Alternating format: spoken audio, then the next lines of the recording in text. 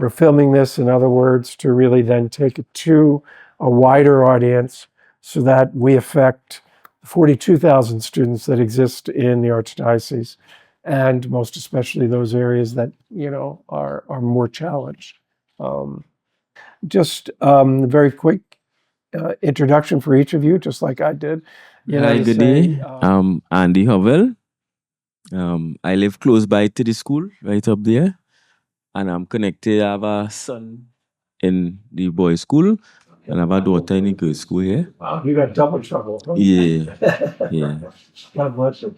Huh? God bless you. Yeah. So, well, as I say, we just want to hear the solutions and about the trauma going on around. Good, terrific. Right? Thank you, Andy. Appreciate that. Well, for me, the only thing I really would like, because this lady here touched on most of my experience with the shooting. But one thing I just see with my daughters is the peers. Sometimes I ain't judging nobody, but sometimes I get them lunch, breakfast to go to school, and they will come back, they share it with a peer. Or I even have a daughter going here, she just come home with a kind of depression sometimes because one of her peers going through something. Sure. And sharing it with her. And I decided that's like how you say, they're hiding it. Yeah. She hiding it inside. Right. So I just sit down, I will see look on her face, I say, nah, what happened? And she say nothing. I keep pressuring she, nah, what happened? Tell me. Your ice cream, tell me.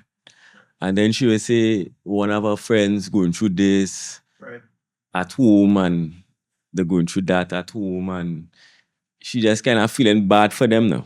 Wow. Yeah. You raised a caring child. Yeah. So then I started sit down and talk with her and trying to explain her and and some of those things, and trying support in a kind of technical way.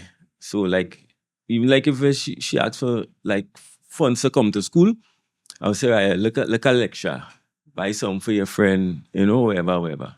Wow. Yeah. So not only are you seeing the same thing about what's like in the neighborhood and the violence and the shootings, but then how that affects your own daughter's friendships and what they see and how they, even in the midst of their being traumatized, how much the human spirit wants to care for a good friend and wants to help them and wants to care for them. Yeah. But notice too, what you just explained is really important as a good parent, that she didn't come home and say, oh, Dad, my friend's going through this problem, or you could just tell something was wrong. So notice what the first thing you learned is kids communicate through their behavior. Yeah. And it's trying to figure out, okay, what's really happening. But look at your natural good skills to just say, okay, I'm not going to give up on you. When you're ready, you can come to me and tell me. And just being a presence, first of all, that you actually are there is the 99% of parenting, is just being there. And secondarily, just listening and not giving up on, I know something's wrong. When you're ready, you let me know. Beautiful parenting, by the way. Well done.